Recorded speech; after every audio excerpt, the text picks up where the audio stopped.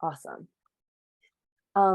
So I'll just say that again. So my passion is connecting children to their place, but also working with adults to become guides, whether they are in the classroom or not, in that kind of relationship, and also helping adults connect. It really inspires me and helps me do that work too. And just how that all is involved with sustained climate action, environmental justice work, and social justice work. To start, we're going to do next week is Earth Day. So I wanted to start with a quick word cloud. So what I'd like you to do, and I'm going to throw in the chat, if you want to use your computer, you can go to, you can see it there, but it's easier to use the link. So you can go to menti.com and use the code 174-21649, or you can just use the QR code with your phone. But what I'd like you to do is put a couple words in that describe how you feel when you think about Earth Day and climate change. And I'm going to close that for a moment and go over. And the QR code's there still, or the link. And you can do one, you can do a couple, it's up to you.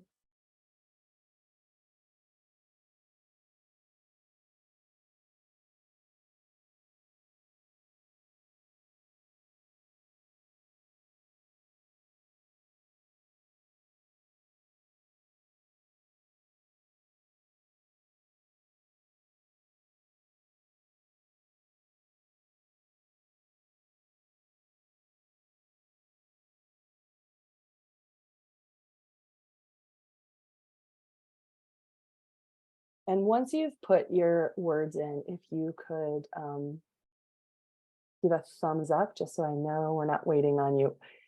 Let's say if you've put your words in or you're not, like if you're done, whether you did it or you're not going to, you give me a thumbs up just so we know that we're not waiting for folks with technical.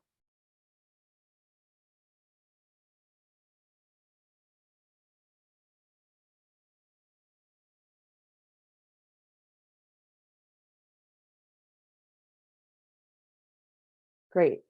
So we might get a couple more in.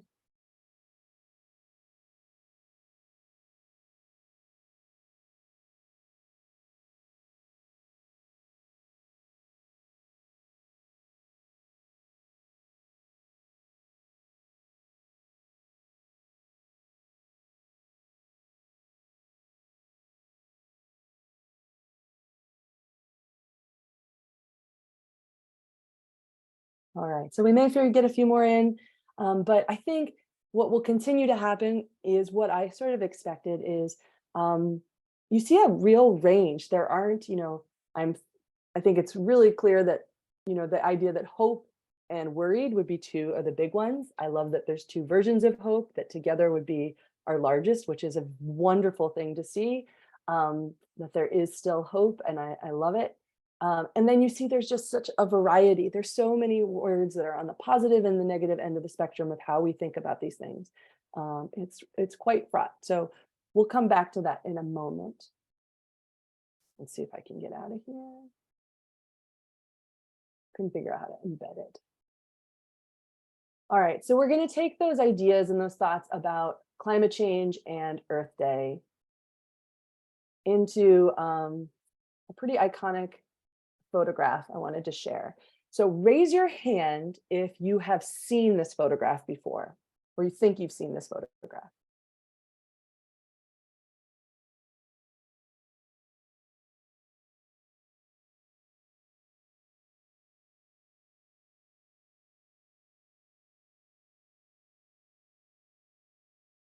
All right.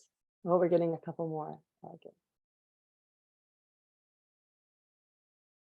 And keep your hand raised. This is a big one. If you think you know the name of this photograph. If you don't know the name, you go ahead and lower your hand.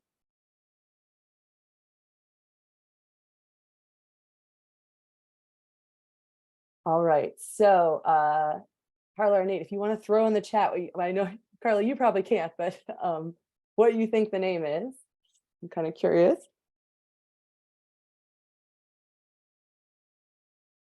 Or Carla, can you come off mute and say what you think it is? Joanna, sorry, I'm driving. Oh, It might be called Earth View, but that's just a thought. And I want to tell you right now, I am watching a stunning rainbow in the sky as you're talking about Earth Day. I love it. So it's close.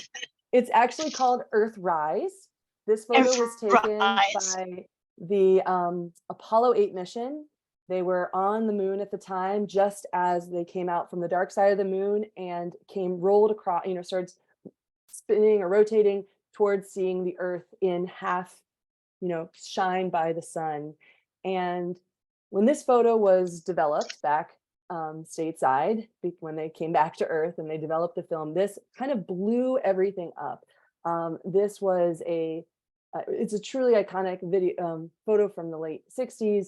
It created this massive movement because it was the first time people saw what the Earth looked like, just with complete darkness around it. And people really, for the first time, appreciated, like, we've got this precious place we are, and there's no, phase 2 available. There's no plan B right now. We have to take care of this place. And actually, this photo has been credited for being a huge part in getting the first Earth Day to happen. So that's kind of a cool piece there. So I just wanted to share that, and we're going to go back to space in a minute. We're going to fast forward to the 90s. Earth Days have been happening for several decades at this point, and a graduate student decided to do a study. He printed a whole bunch of pictures and he took them into second grades, and he wanted to see what second graders thought were really important to their life.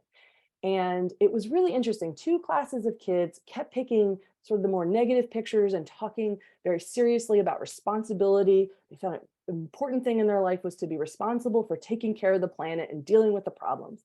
And the other 2 classes did sort of what the grad student thought we're going to do. They picked pictures of flowers and family and very positive things. And this grad student was really surprised, and he went to his professor, David Sobel, and said, I don't know what's going on here. And so they started digging a little further, and they found that 2 classes had just finished a pretty thorough Earth Day training and a lot of focus on Earth Day in class. And the other 2 teachers sort of sheepishly admitted they did not do Earth Day. So which way is it? Was the kids that had Earth Day that were doing positive or the negative? And what they found was, unfortunately, and at this time, back in the 90s, it was really about deforestation of the rainforest.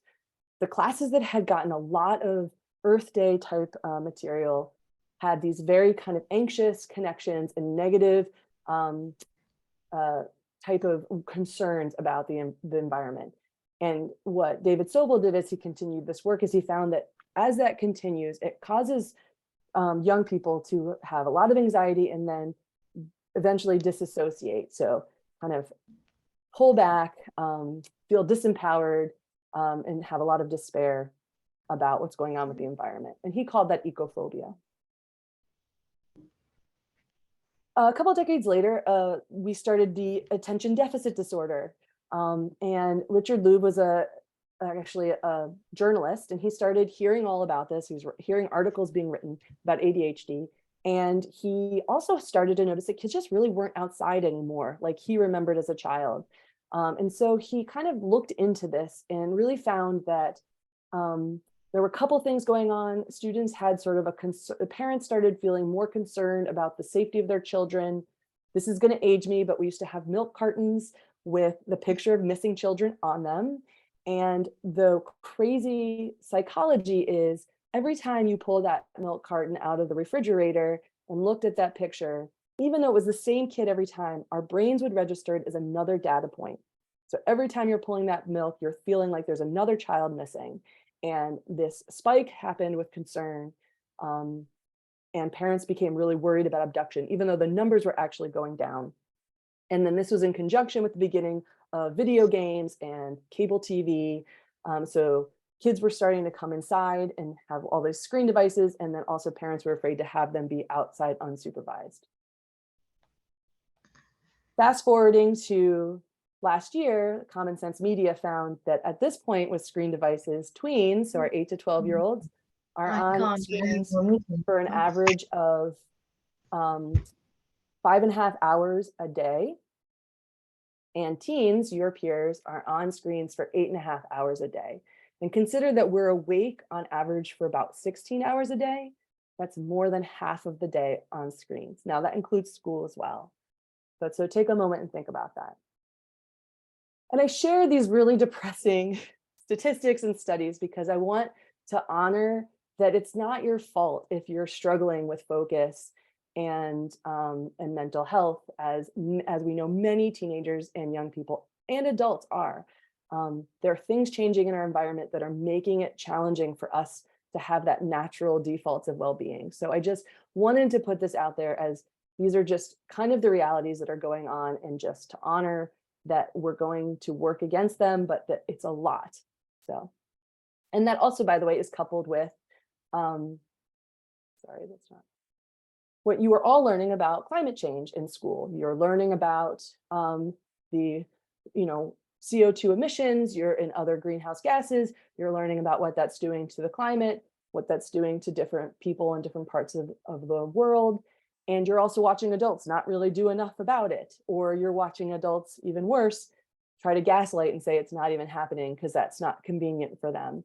And what this study that Nature put out, unsurprisingly, found is that teenagers across the world, not just in the United States, are very anxious and have really negative feelings when it comes to talking about an environment and climate.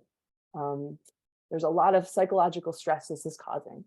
So I just wanted to also honor that as well. Okay.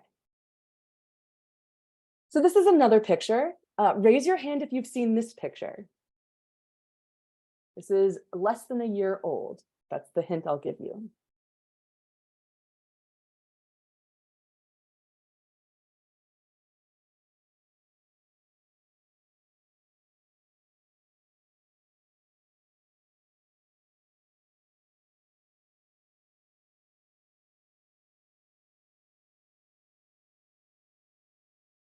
So this picture is the first picture that was released to the public from the White House from the James Webb Science Telescope.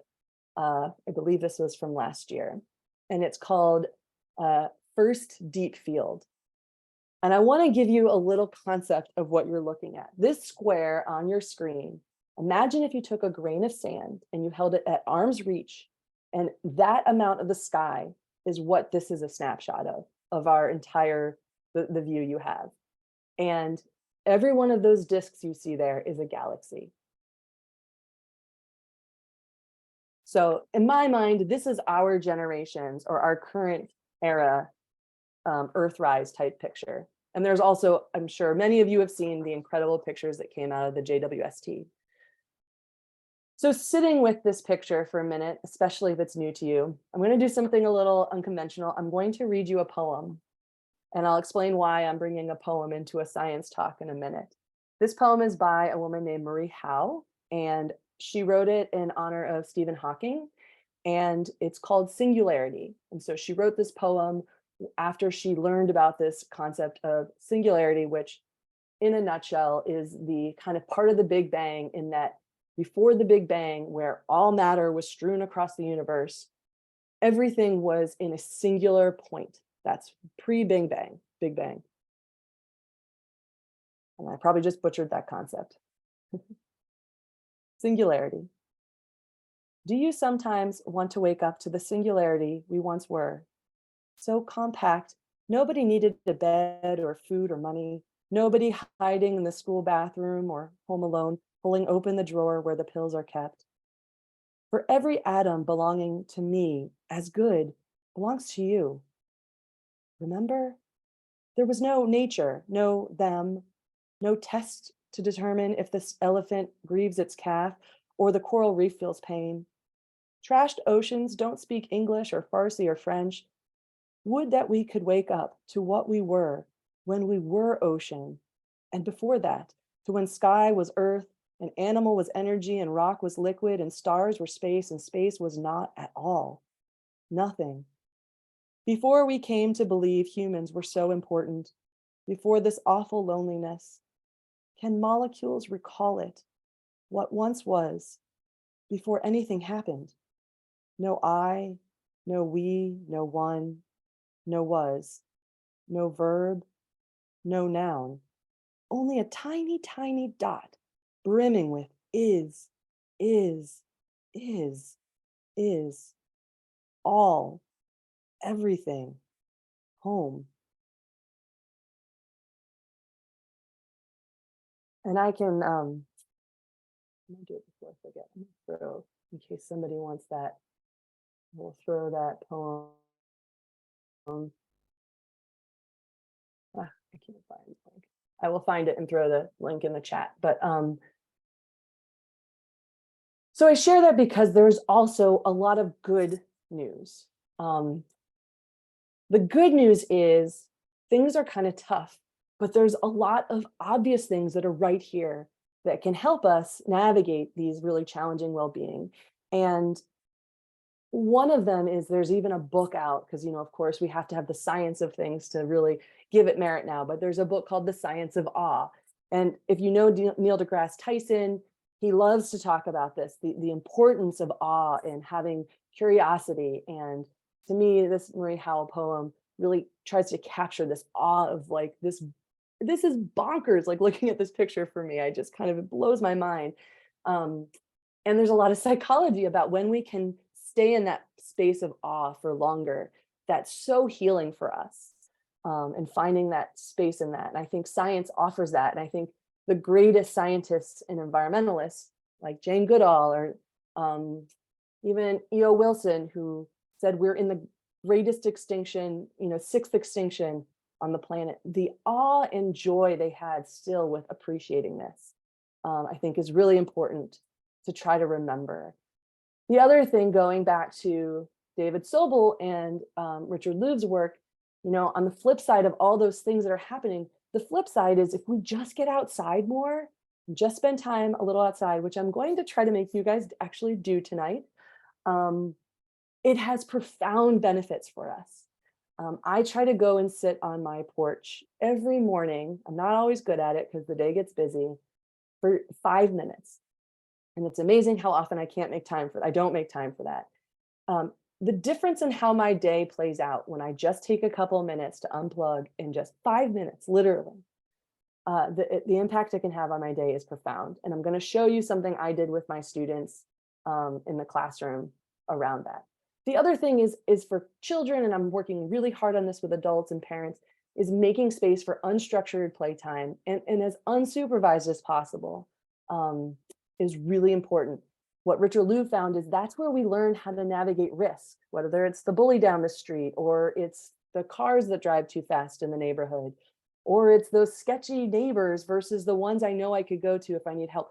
Learning all of that, we've kind of lost the ability for that. But the flip side is we can regain that. And so that's sort of the message there. And just a quote from David Sobel, what's important is that children have an opportunity to bond with the natural world, to learn to love it before being asked to heal its wounds. And that's the other thing he found is in the 90s, these kids could tell you, these second graders could tell you how many acres of the Amazon rainforest were being destroyed a day or a minute, but they couldn't name a species in their backyard or their schoolyard. So taking that time, and I challenge all of you to also make space for this, especially if you're doing the hard work already, to find those local things to just enjoy and find love in the very normal things you see daily. And my favorite things to do is watch the squirrels in my yard. All right, I'm going to tell you also about one of my greatest heroines in my life, a real day superhero, Wangari Maathai. Wangari grew up in rural Kenya, and after finishing high school, which in the 50s was actually quite uncommon still for young women, she was able to be part of a project where like 300 kids in Kenya, the government got this project for them to go study in the United States. So she came to the United States and got a bachelor's degree in biology and stayed and got a master's degree at University of Pittsburgh in, I believe, veterinary anatomy. She started that path then, or zoology. She then returned to Kenya and was the first woman, actually the first East and Central African woman to receive a PhD. first woman in all of Central and Eastern Africa to receive a PhD in veterinary anatomy. So not only did she get a PhD, but it was veterinary anatomy. And she went on to then become a professor at the University of Nairobi and even the department chair for the veterinary anatomy, which it was also a first. She was the first woman in any real leadership position. And she began community organizing through just, at the time, Kenya had receded from being a democracy, and it was a very patriarchal place. Women did not have a lot of rights, especially in their marriages.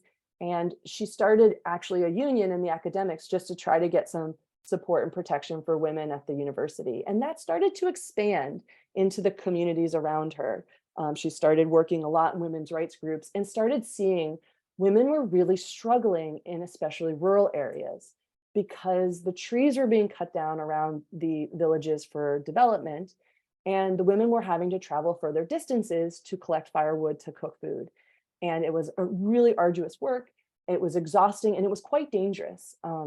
Sometimes it was wildlife that was the danger. Sometimes it was, men hiding, waiting to snatch someone. I mean, like really kind of gory type, scary stuff just to get firewood to cook food. As time went on and the trees were not, coming back, the water started to degrade. So now they're also having to travel just to get drinkable water for their family. And that is extremely heavy and exhausting work. And so it became really clear to her this was the problem to solve and tackle, and she shifted her life towards it. I mean, really left her work in veterinary anatomy work to really focus on this kind of ecology work. And so I share that because I think it's a really interesting component of her story that what she really started seeing was if we focus on habitat restoration, not only do we increase the quality of life for all these women, but also they started creating financial stability. Part of her idea is she started to just plant trees and have little nurseries is if women helped her and they kept their trees alive, they would receive a stipend and some money. And it was actually the first time women were making money independently in Kenya. And so there was just profound effects of her work. Sorry, there's a little, excuse me. And that she ultimately called this, the organization that she was part of founding was called the Greenbelt Movement, which has since planted 51 million trees in Kenya. You can wrap your head around that. They also started organizing women, and it was very threatening. I mean, Wangari Maathai was jailed at one point, was in prison for a couple of days for contempt. She ran for office in the parliament, got very involved with kind of regaining the democracy of the country, but then also fighting for just protecting the environment as well, and became quite political later in her career, and was the first African woman to receive, and interestingly, the first African woman and the first environmentalist. I just learned that actually doing my homework to get ready, to receive the Nobel Peace Prize. We're going to come back to her. She's going to give us the final words tonight. Rachel Carson, another brave hero in the area. I think of her words when I think of Wangari Maathai's story. The more clearly we can focus our attention on the wonders and realities of the universe about us, the less taste we shall have for the destruction. So I find that to be a really fascinating route of going about addressing the destruction, is what if we focus on creating more love? So I wanted to share a little of my academic or my professional story where I came to the work that I'm going to pitch to you guys tonight.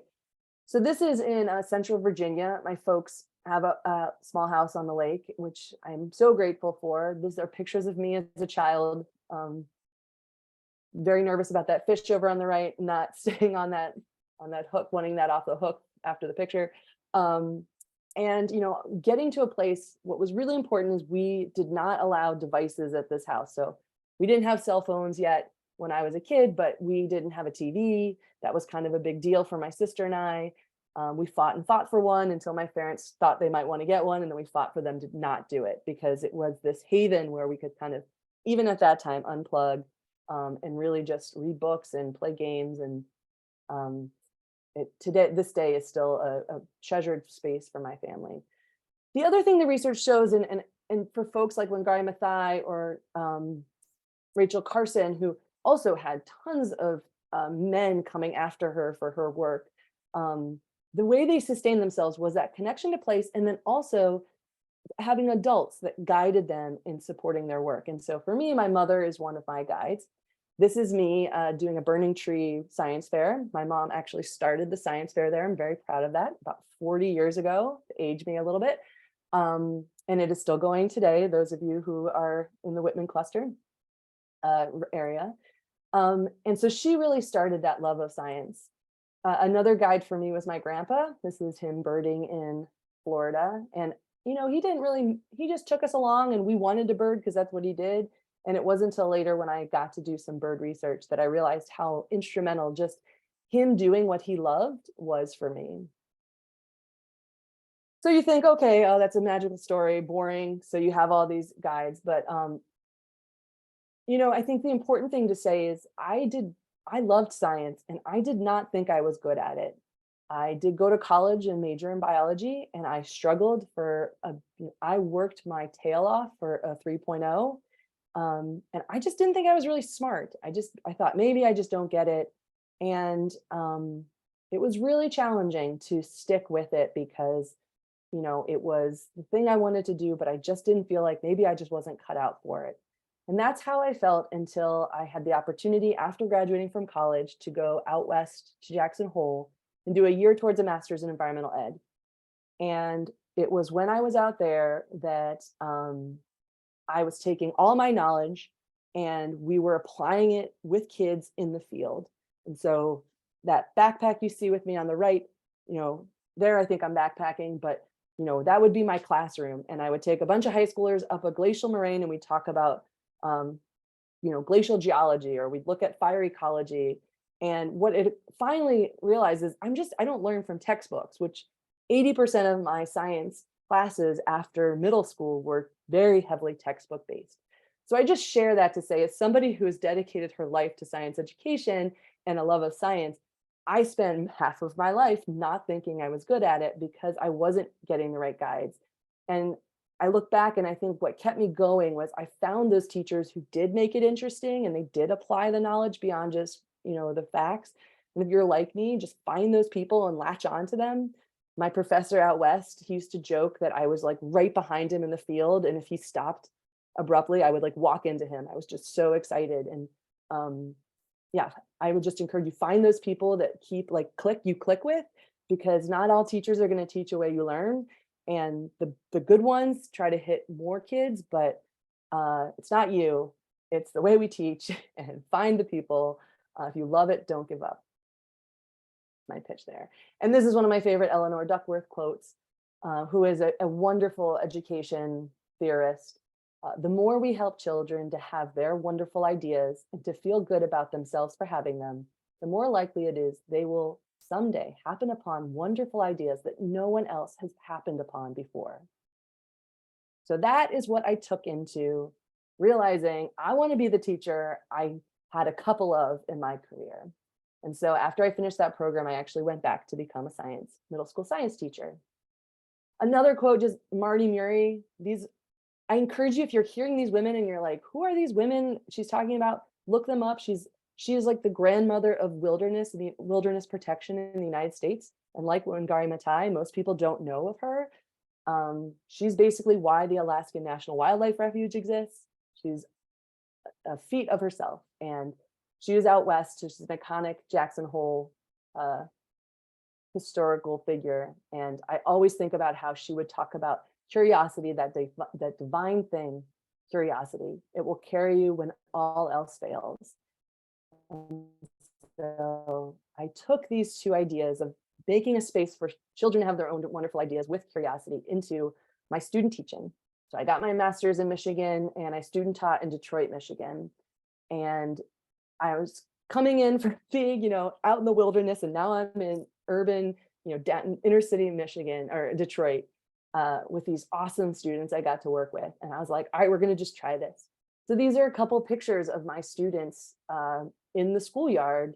You know, there's not a lot of green. I mean, obviously the time of year, but, you know, it still worked. I was just shocked. Like even sitting on a play set, just the goal of my work was, all right, we're going to do this project. It's like a sit spot. is the term I use, which is kind of a wilderness thing, but you got to find a spot, you got to stay in the spot till I call you back, and you can't talk to your neighbors, and no devices. You can't have your cell phones, you know, no Walkman radios, which still were a thing. You know, you unplug and we're going to do this. And pretty cool, real quick, what things were happening. So I took that with me when I moved to outside Boston and was teaching in a more suburban district in Hudson, Massachusetts. And we were really lucky. We had this huge, it wasn't even, I mean, it wasn't huge. It was like 100 meters wide stretch of woods right next to the school. So we'd go in there, same thing, find a spot. That's your spot for the year. You can't leave till I call you, and you can't talk to anybody. And kids would resist at first, but it got to the point with every Friday, they were looking forward to this project. This was middle school, this was 8th grade science. And you can see a couple of kids here journaling. We had journals, you didn't always have to write in it. Every now and then I wanted them to write something for science, but usually they could write whatever they want. They didn't have to show it to me unless it was something I wanted to see. But most of the journal was theirs to keep private. Some kids just took naps when I didn't give them something to do, or built a fort. All of that was fair game. Remember the rules, right? You just got to stay in your spot. And we went out all year. I think the hoodie is still the preferred winter and summer clothing. This is 20 years ago. So that is an iconic look. It was great. The kids loved it. There'd be days it was like 50 degrees and drizzling, and they'd be mad if we weren't going out because it was Friday. And I'll just share, the student on the far right was one of my dearest and closest to my heart that I kept connected with after teaching him. And he has gone on to, John had a pretty tough childhood, some, not great adult figures and support and security. And he kind of struggled at school, some brilliant kid. And, this project, he has told me, like, really helped him find a place he could anchor and calm down. And he has since hiked the Appalachian Trail, and I believe some of the Pacific Crest Trail, and is working with kids outdoors. It's pretty, he's gone further than I took off. Okay, so this is what we're going to do. I would like you all to try what I had my students do. And so here's how it works. So I'm going to give it a shot, and I'm going to just trust those of you with your cameras off are going to try something. So I'm going to give you a couple options. The ideal one is to go outside for 3 minutes. So I'm going to give a 5-minute timer. So assuming it takes you a minute to get there, 3 minutes, and then come in. And so for this one, what I just want you to do, if you can go outside, and I'm just talking, it could be right outside a door, it could be on a balcony, it could be on a porch or a deck.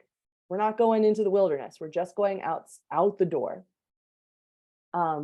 Is just sit or stand and let your senses take in what you're observing. If you feel comfortable, close your eyes for a minute, because that can really help take in sounds in a different way. What do you see? Not just like, there's a dog, there's my neighbor, meaning like, where's the light? Where are the shadows? Like, just really trying to not name things, and just, what do you notice? Yeah, if you want, you could take that observation in. What do I notice about myself right now? My back is bothering me. I'm a little agitated. I'm really tired, or I'm feeling really relaxed. Just observing. We're not doing anything with it. You can do all or none of that. But the idea is you go to the space, you're unplugged. It's a little tricky because you're probably going to need your phone for a timer.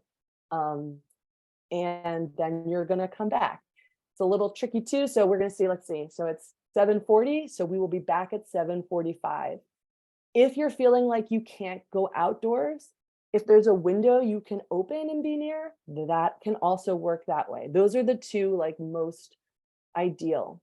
If you need a break and just can't do that, totally understand. It is 7:40 at night.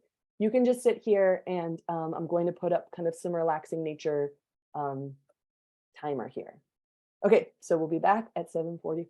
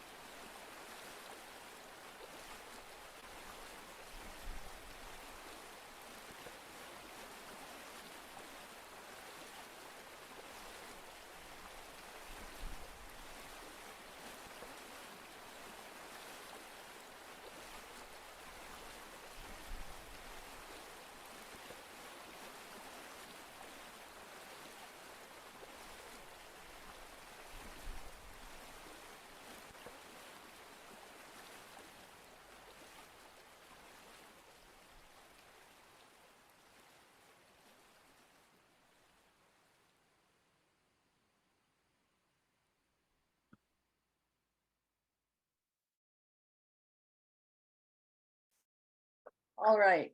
So when you're back, or if you didn't leave and you're still here, if you could just raise your hand or throw in the chat that you are here, just so I know I don't want to start until I've got folks back.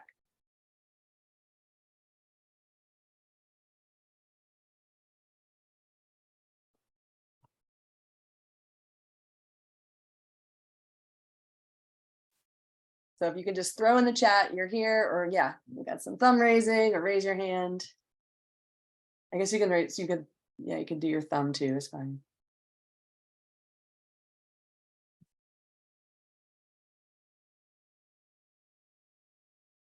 And just like Nate, if you want to add into the chat just some sort of reaction you had, Nate, we can work on this if you want to get involved with us, some stuff. I want to get into some, trying to get into some big trouble I'm going to tell you about in the county, good trouble. But I'm glad you enjoyed it. Yeah, go ahead and write in the chat. You could say something that makes you think about, something about the experience for you. I'll give you all a moment to do that. I'll close my window.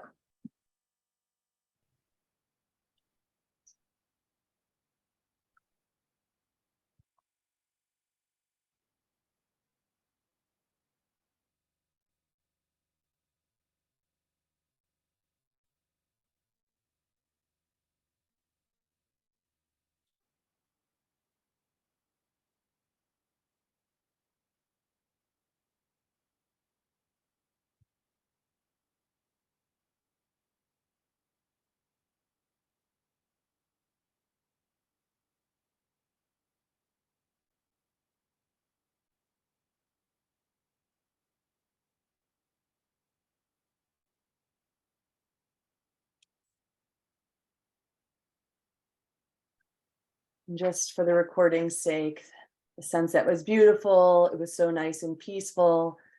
Wow, it was unusual. I would love to have more moments like this in school. Why don't we have science curriculum like this? I realized how rarely we do have moments like it. Found it super relaxing and calming. Chipping sparrows calling under the pink clouds, gorgeous temps. So I do this for work. This is my colleague Erica, who's here. We do this trying to get adults and kids outside, and I forget half of the week to do it, even just what you guys did. So I just want to honor, this is something I agree we should be doing this in school, and each of you can add this ritual to your day. And it doesn't even have to be going to a spot. It can be you find, sometimes what I'll do, because I have like a check mark, I got to try to do it every day. And what happens sometimes is I'll just be at the park with my kids and I will just stop and I will take a couple deep breaths and I'll just focus what I'm doing differently. So even at practice, let's say you're at lacrosse practice, you can, or whatever sport you do, you can take that moment there outside too. I think the thing to just remember is the world we live in is not wired this way, so we have to make intention to do it. But the beauty is it's so right there. So that's my pitch for that. All right. Okay, and I see that I'm running out of time and I want to have time for questions. So I'm going to be quick with a few last things. So pandemic hit, my eldest daughter became a kindergartner and was on Zoom. And most of my colleagues, like Alicia said, I work in for the Lawrence Hall of Science in UC Berkeley. So they're out in the beautiful Berkeley weather and they're outside all the time. The schools don't have, they have outdoor connections to the classrooms. And so I knew there was a lot of outdoor lunch happening in response as schools were reopening. And I tried to bring that here. So maybe your school did some of that. And it was a great introduction to the Montgomery County Council of PTAs. So this umbrella organization, which makes it a little less inequitable to do work through PTAs for schools. And they're really trying to improve the whole district, which I love. And then also Green Schoolyards America is a group that I have a lot of colleagues there that I work with that are doing this kind of nationally. So I got to bring these two cool things to this area, and we're supposed to do community engagement, and this is my district. So bringing this in. What I learned really quickly is the schools that were doing outdoor lunch were schools that were green schools. And I was like, what's that? What's green schools? So This is a Maryland certification program run by the Maryland Association for Environmental and Outdoor Education. And the district is devoted to getting all the schools. And in fact, what I'm going to throw up in a moment here is a URL link, because I think everyone, but I think Mila is in our group, but everyone else is not in our student task force. So I would love to get your contact information if you're interested. But what we found is the district really wants to get this work happening in the facilities department, especially. So that's really exciting. And they actually asked us to create the county PTA program that committee that we started last year.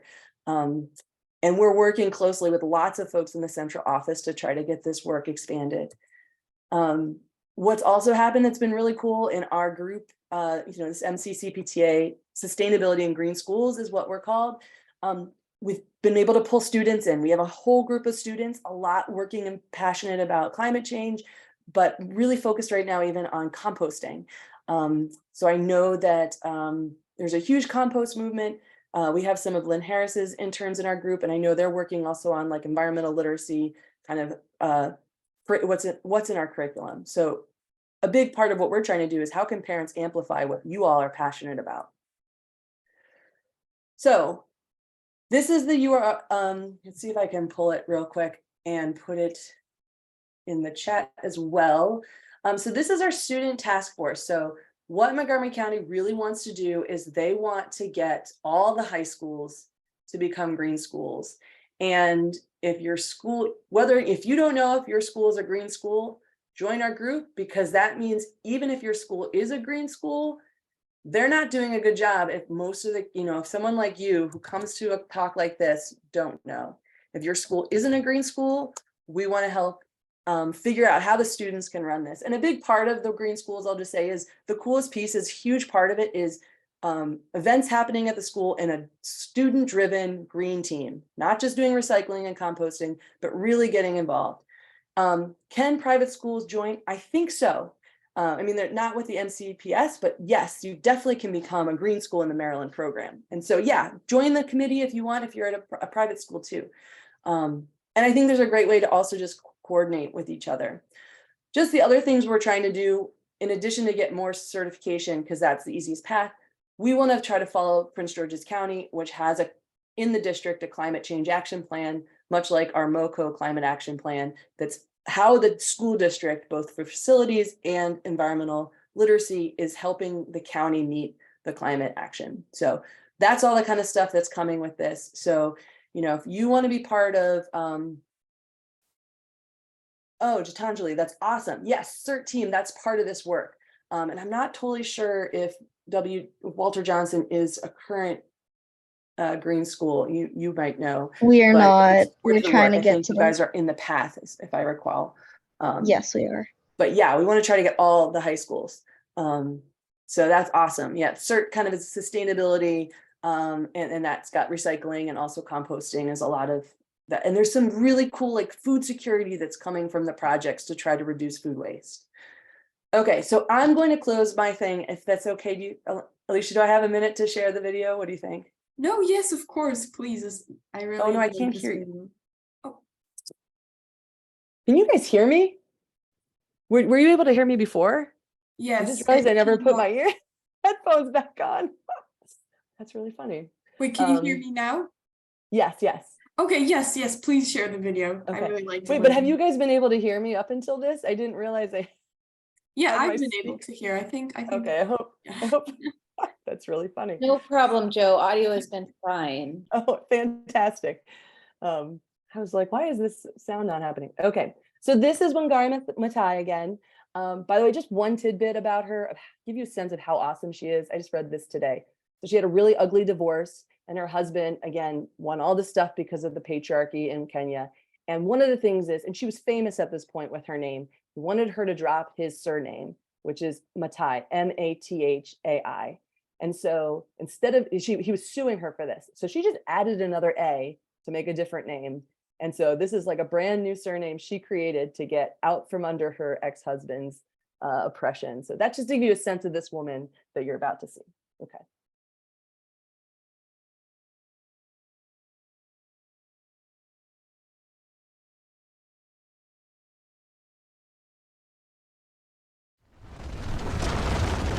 we are constantly being bombarded by problems that we face, and sometimes we can get completely overwhelmed.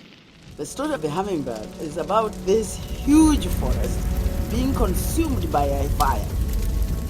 All the animals in the forest come out and they are transfixed as they watch the forest burning, and they feel very overwhelmed, very powerless, except this little hummingbird. It says, I'm going to do something about the fire. So it flies to the nearest stream, takes a drop of water, and it puts it on the fire and goes up and down, up and down, up and down, as fast as it can. In the meantime, all the other animals, much bigger animals, like the elephant with a big trunk, could bring much more water. They are standing there helpless, and they are saying to the hummingbird, what do you think you can do? You're too little. This fire is too big. Your wings are too little. And you're big, so small. You can only bring a small drop of water at a time. But as they continue to discourage it, it turns to them without wasting any time and tells them, I am doing the best I can. And that to me is what all of us should do. We should always feel like a hummingbird. I may feel insignificant, but I certainly don't want to be like the animals watching as the planet goes down the drain. I will be a hummingbird. I will do the best I can.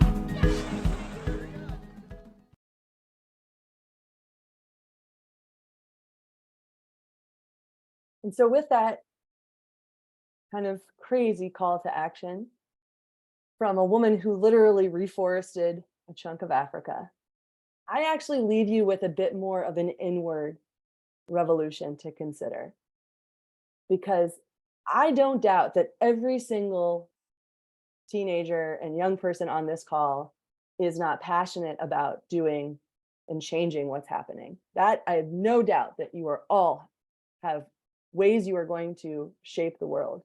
What I worry about is adults have not helped protect space, to have space for these questions to be answered and honored and focused on. And we just don't spend time on it enough in society. So what I ask you to do is I encourage you to think, what are the places that center you? What are the places and things that bring you joy, that fill your bucket? That's one of my favorite from our kindergarten teacher. And who are your guides? Now, I talked about two guides who I'm related to, my mom and my grandfather, but I also talked about Wangari Maathai, who I never met, who I consider one of my guides. So who are your guides? Either people you know or people you choose to help be your guides. Where is your community? The story of Wangari Maathai, that's very focused on one person, but she did not do that on her alone. What she did is she found a need and she connected the right people. So it's all about community too. We cannot do this alone. So where is your community? And then the last is, how will you make space and time to connect with what is greater than you? How will you make space and time for those things that bring you joy, that help center you, like taking 5 minutes outside without your phone? Because the world around you is not. It wants your attention at all times. So how are you going to fight for that space? So those are my questions to you. And Alicia, I'm curious what you think on timing. I appreciate I got us to 8 o'clock, unfortunately. And I see Annika's already put a question into the chat. But if folks want to throw questions in, I will hang around and hear what questions you have for me. All right, yeah, I can read them out for our recording. So Annika asks, why aren't we learning in school about her, so Wangari Maathai, and other inspiring female figures in environmental science? It's a great question.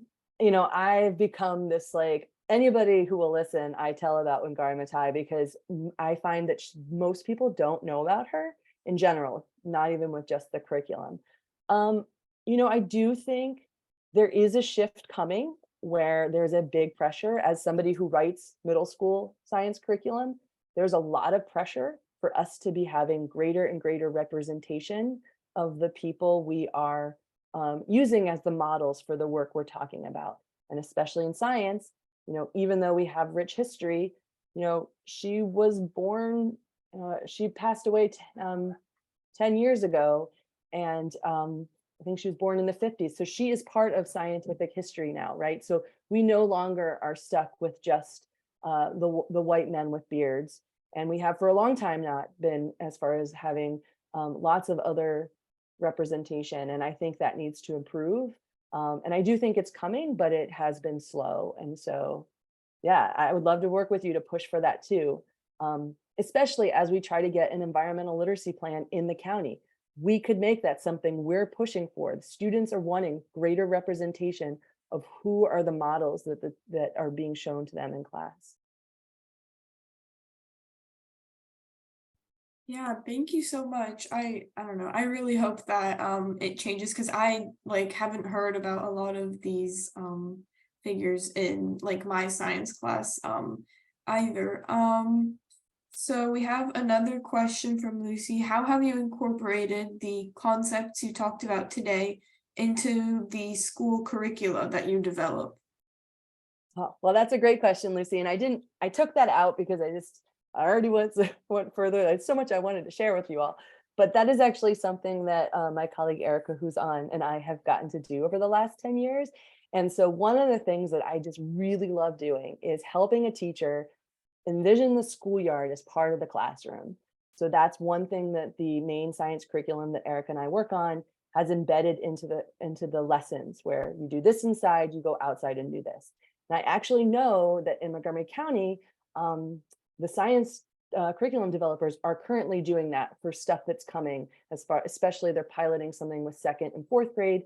And I'm pretty sure the 6th grade program right now has some of this already that just came out this year, where they're incorporating schoolyard exploration into what's happening in the classroom. The cool thing is, not only is that great to connect to the schoolyard, but what we find is your ability, especially at young ages, to understand a scientific concept when you take it that next step to just outside the door, it locks it in really fast. And not even science. We found with little guys in Louisville, Kentucky, I had a teacher who decided to do what is 20. I don't know if you remember in kindergarten, you do what is 20. And he's banging his head against the wall trying to get the kids to get this. He did it one time outside, and they had to pick 20 things to collect. And he said, for whatever reason, after that, they got it. So oftentimes for Erica and I, it's just helping a teacher figure out, because it's not easy to just suddenly shift your classroom to be outdoors. But what we find is when teachers can do it, they don't go back. And there is a lot of effort within MCPS to do this. The outdoor environmental education programs, OEEP, are working on this, and they do trainings. And I just think there's a lot more coming soon, especially with this bigger push towards a climate change action plan.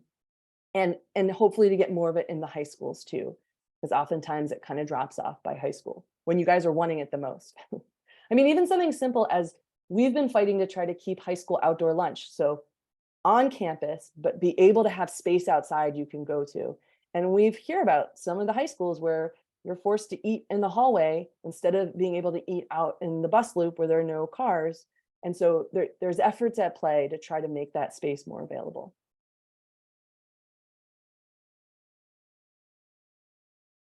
Oh, I'll just add one more thing. I also love being able to share stories like these folks. So I do get a chance to write articles for middle schoolers about Wangari Maathai. I wrote one for an elementary reading for one of our courses.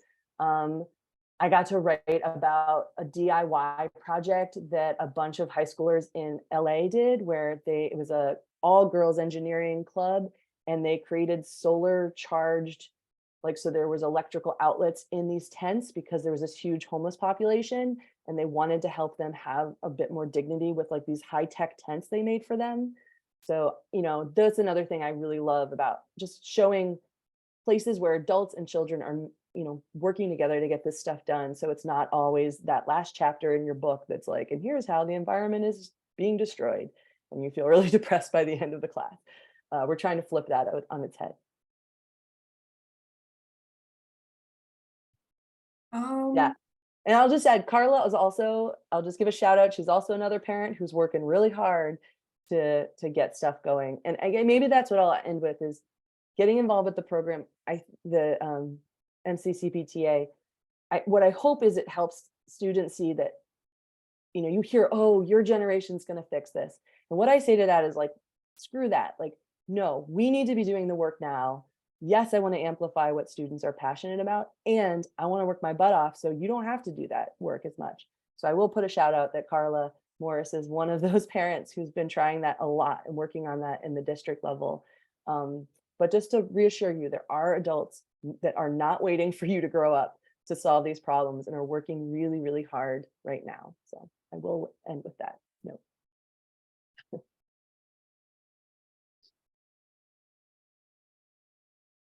Yeah, thank you so much to all of the questions that you all asked. And yeah, thank you everybody for coming and oh, there's another. Oh, okay. Oh, looks like people really enjoyed the like the outdoor activity, and hopefully Yay. yeah, hopefully more people will implement it into their lives. So Well, yeah, and I'm gonna thank you. I'm gonna throw my email also into the chat. So if you're wanting to like tackle something with your school, whether it's in MCPS or private, please reach out to me. Also, I didn't get the information ready, but there is the climate summits next Saturday, and that's for high schoolers. It's being developed by high schoolers. It's in the county for high schoolers. So wanted to put a plug for that. So maybe I can get that to you, Alicia, and you can send it out to the crew. I should have thought to have a link for that available, but some of you maybe are helping plan it. I mean, it's just, this group is really impressive. I'm loving it. So, but yeah, please feel like you can reach out to me directly and ask me any questions, any way I can help you guys think, even if it's about doing career, anything. I would just love to be kind of maybe be one of your guides a little bit.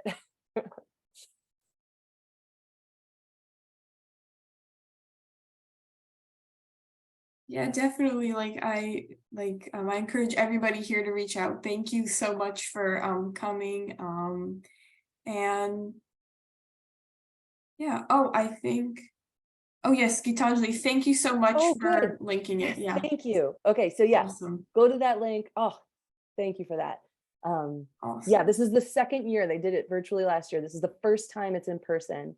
And Alicia, I'm pretty sure it's not just, I would be surprised if private schools aren't, school students in private schools aren't allowed to go. I think it would be a mistake because it's a county kind of experience. And so we can chat about that if you want to see if it's something Holton Arms could send students to, but I'm excited to hear. Unfortunately, I'm running an event at the same time because it's on Earth Day, and there's so much work that's gone into this. So yeah, please check it out. I'm really impressed with what's coming.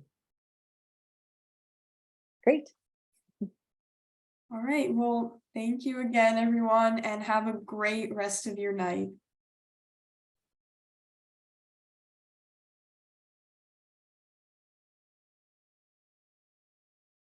And can you end the recording? Yes, all right.